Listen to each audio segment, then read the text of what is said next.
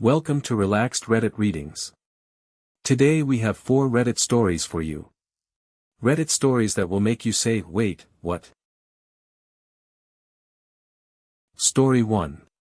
My family called me selfish for skipping a festival that could kill me. So apparently having a life-threatening allergy isn't a good enough excuse to skip a flower festival, according to my own family. Let me back up. A while back, I developed a sunflower allergy completely out of nowhere, as an adult, which I know sounds bizarre, but apparently it happens. I was at work, a friend gave me some sunflower seeds as a snack, totally innocent, and the next thing I actually remember is waking up in a hospital bed. I had gone into full anaphylactic shock. My lips and tongue swelled up, my throat literally started closing, and I passed out. The EMTs had to hit me with an EpiPen just to get me stable enough to transport, and then I needed a second one at the hospital. It was terrifying, and honestly kind of traumatic, the kind of thing that changes how you see food in your own body afterward. The doctors said it was almost certainly the sunflower seed since that's a pretty common allergen, and ever since then, I've had to be extremely careful. Sunflower oil, sunflower seeds, and yes, apparently just being around a huge field of actual sunflowers can trigger a reaction for some people with this allergy, especially with the pollen. So now, fast forward to recently. My family is all excited planning a trip to this big sunflower festival. It's this whole outdoor event with fields and fields of sunflowers, super Instagrammable, everyone takes pictures, it's supposed to be beautiful. And I told them, straight up, I can't go to that. I have a legitimate sunflower allergy, I almost died from a much smaller exposure than an entire field of them, and being surrounded by all that pollen is a genuinely serious risk for me. And instead of, I don't know, understanding, or maybe going without me, my family acted like I was ruining everything. My mom said I was being dramatic, that surely being outside near flowers is different than eating the seeds. My sister said I was probably fine and being overly cautious, and that I was making things difficult on purpose because I don't like these kinds of family outings anyway. Which, first of all, is not true, and second of all, is completely beside the point. This isn't about liking or disliking a festival. This is about me potentially ending up in the hospital again, or worse. They kept pushing, saying I could just bring my EpiPen and stay near the car, or wear a mask, like I hadn't already thought about all of that and concluded it still wasn't worth the risk. Eventually I just told them I wasn't going, and they could go without me, and that seemed to make it worse somehow. Like my not going was this huge inconvenience or a personal insult to the family trip. My mom even said something like, well, we already planned it around everyone going, now what are we supposed to do? And I just don't understand how me not wanting to risk anaphylaxis again is somehow my fault, or something I need to apologize for. I offered a completely reasonable compromise, go without me, or pick a different family activity, and instead I'm getting guilt-tripped like I'm the difficult one here. So, am I really the bad guy for refusing to risk my life at a flower festival? Would you have gone anyway just to keep the peace? If you're enjoying these stories, hit that like button and let me know in the comments which story you relate to the most. Story 2. My mother-in-law wants to move into my house and take my room. So my husband's family thinks I should just hand over my bedroom to my mother-in-law if she moves in, and I'm apparently the villain for hesitating. Okay, let me explain the whole situation. My husband and I bought our first home last year. It was honestly a huge deal for us, we worked really hard to get there, and a big part of why we wanted our own space was because for years, we've been the ones everyone leaned on. We've helped his nieces and nephews through hard times, taken them in when needed, been the reliable ones.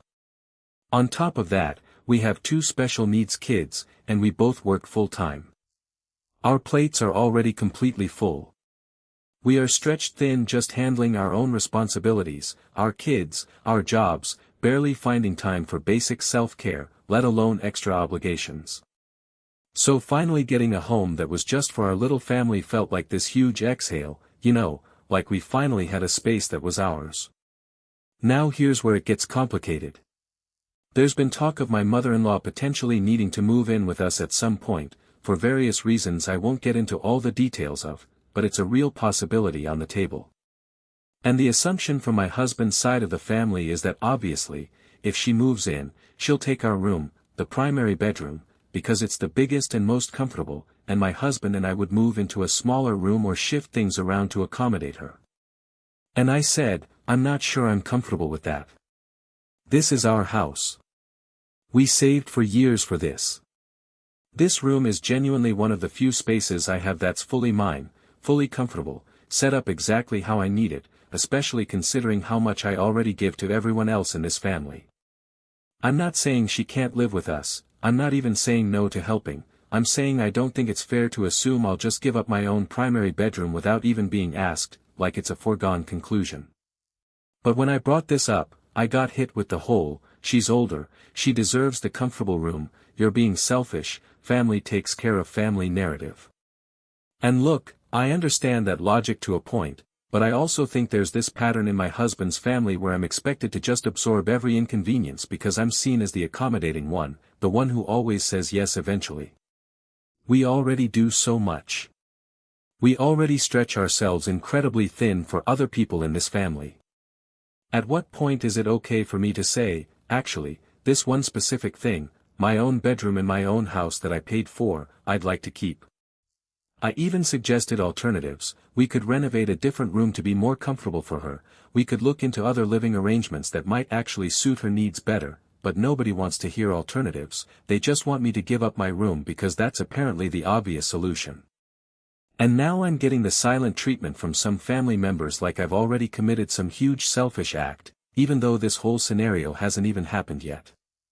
It's just been discussed as a possibility. So would I actually be the jerk for keeping my own bedroom in the house that I own, even if my mother-in-law ends up moving in? Where's the line between being generous and just letting people walk all over you? Story 3. I refused to pay for my family's Hawaii vacation and now I'm the bad guy. So I agreed to help pay for my mom's dream vacation, and somehow that turned into me being expected to fund my whole family's Hawaii trip. Let me walk you through how this whole mess started. My brother, we'll call him Brian, came to me with this idea of surprising our mom for Christmas with a trip to Hawaii, since it's somewhere she's always wanted to go but never got the chance. And honestly, I thought that was really sweet.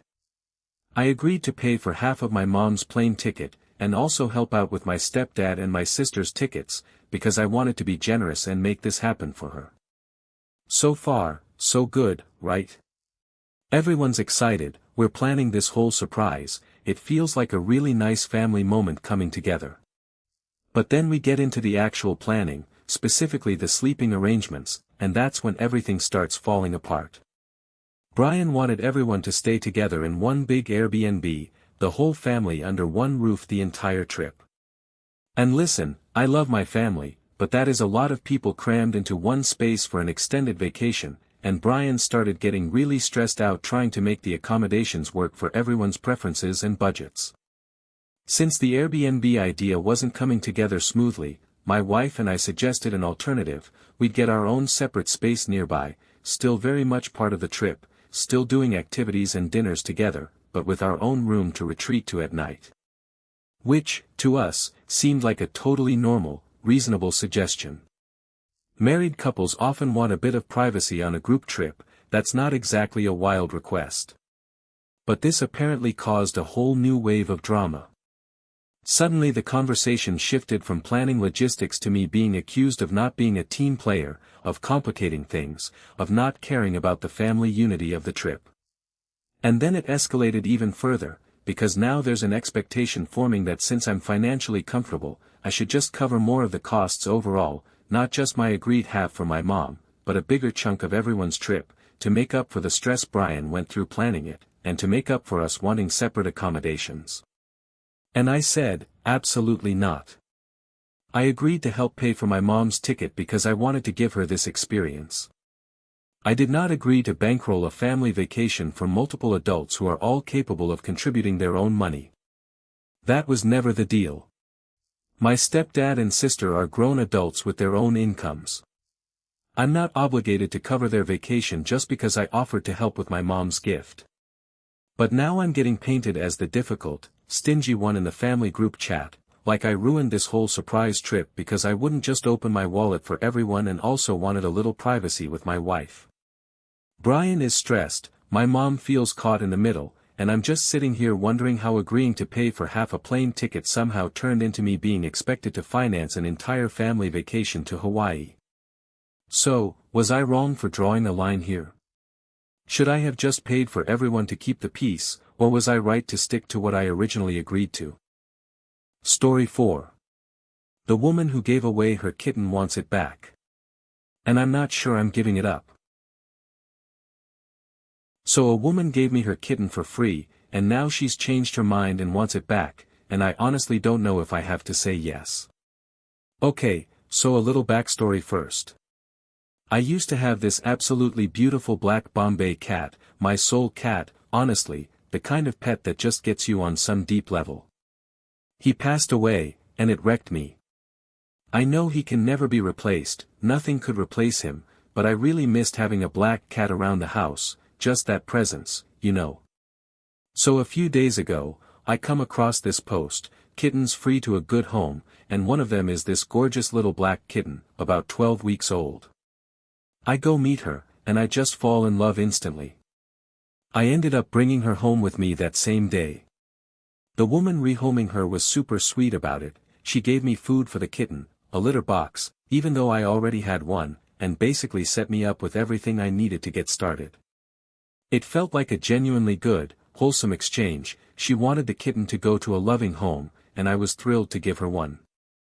So I get the kitten home, and I'm settling her in, and I already have a bit of a bond forming with this little furball. I even picked out a name for her. And then, a couple days later, the woman messages me. And she says she's changed her mind, she wants the kitten back. Apparently after dropping her off, she started feeling really guilty and sad about giving her away, and she's saying it was a mistake, she wasn't thinking clearly, and could she please have her back? And I'll be honest, my gut reaction was no. Like, absolutely not, this is my kitten now, you gave her to me for free, willingly, this wasn't some trial period or foster arrangement, this was a rehoming, full stop. But then she started laying it on pretty thick, saying she's been crying, that she made a huge mistake, that the kitten was actually her late kid's cat originally or connected to some emotional situation in her life. I won't get into every detail, but essentially she was trying to make me feel like keeping the kitten would be cruel of me. And now I'm stuck in this weird spot where I feel genuinely guilty, but also, I didn't do anything wrong here. She's the one who chose to give the kitten away. I didn't pressure her, I didn't trick her, I responded to a legitimate free to good home post and took excellent care of this animal from day one. I've already bonded with her, I've already started integrating her into my home and my life, and honestly, this kitten helped me process a lot of grief from losing my other cat. So am I really obligated to just hand her back because the woman who gave her away is having second thoughts a few days later? Is there some unwritten rule that free to good home posts come with a return policy if the original owner regrets it? Or once you give an animal away like that, is it done? What would you do if you were in my position? If you enjoyed these stories, drop a comment telling me which one was your favorite. And if you want more relaxed Reddit readings, make sure to like, subscribe, and hit the bell so you never miss a video. Thanks for watching. If you enjoyed these stories, like, comment and subscribe for more relaxed Reddit readings.